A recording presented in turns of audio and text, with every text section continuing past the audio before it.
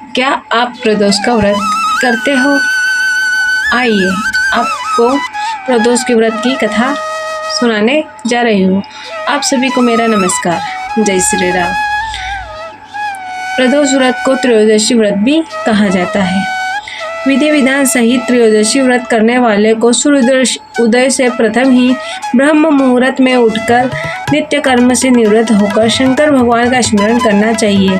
व्रत वाले दिन भोजन नहीं करना चाहिए। सायकाल को जब सूर्य अस्त में घंटा भर शेष रह जाए तब स्नान आदि कर्मों से निवृत्त होकर श्वेत वस्त्र धारण कर पूजन के स्थान पर को स्वच्छ जल और गाय के गोबर से लीप कर मंडप को भली भांति सजाकर 5 रंगों को मिलाकर पद्म पुष्प की आकृति बनाकर पूसा का आसन पर पूर्व तथा उत्तर की दिशा से विमुख होकर आसन पर बैठे और शंकर भगवान का पूजन करें।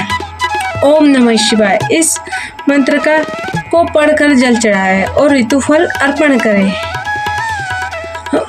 सायकाल के पश्चात और रात्रि आने से पूर्व दोनों के बीच का संध्या समय का जो वक्र होता है उसे ही प्रदोष कहते हैं।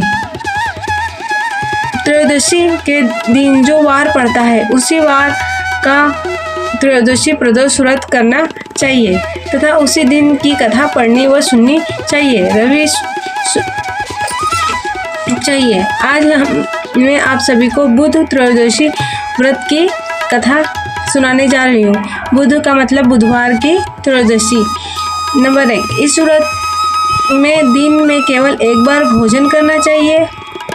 इसमें हरी वस्तुओं का प्रयोग किया जाना चाहिए। यह व्रत शंकर भगवान का व्रत है। शंकर जी की पूजा धूप बेल पत्र आदि से की जाती है। प्राचीन काल की कथा है। एक पुरुष का नया विवाह हुआ था।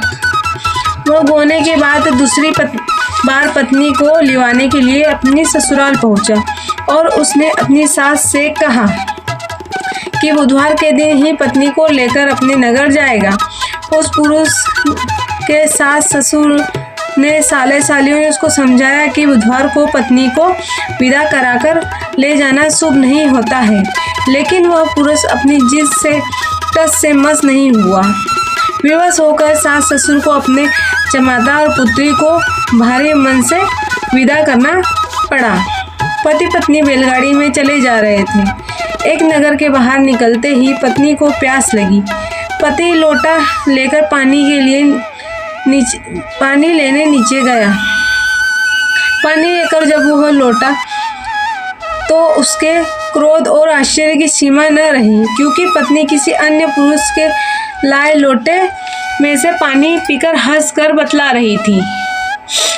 क्रोध से आग बबूला होकर वह उस आदमी से झगड़ा करने लगा, मगर यह देखकर उसे आश्चर्य की सीमा न रही कि उस पुरुष की शक्ल उस आदमी से हूबहू मिलती थी।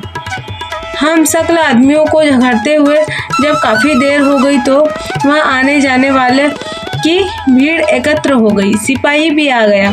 सिपाही ने स्त्री से पूछा कि इन दोनों में से कौन सा आदमी तेरा पति है। वो बेचारी असमंजस में पड़ गई, क्योंकि दोनों की शक्ल एक दूसरे से बिल्कुल मिलती थी। बीच राह में अपनी पत्नी को इस तरह लुटा देखकर उस पुरुष की आग भर आई। वह शंकर भगवान से प्रार्थना करने लगा कि हे भगवान, आप मेरी और मेरी पत्नी की रक्षा करो। मुझसे बड़ी भूल हुई है जो मैं बुधवार को पत्नी को विदा कर लाया। भविष्य में ऐसा अपराध कदापि नहीं करूँगा।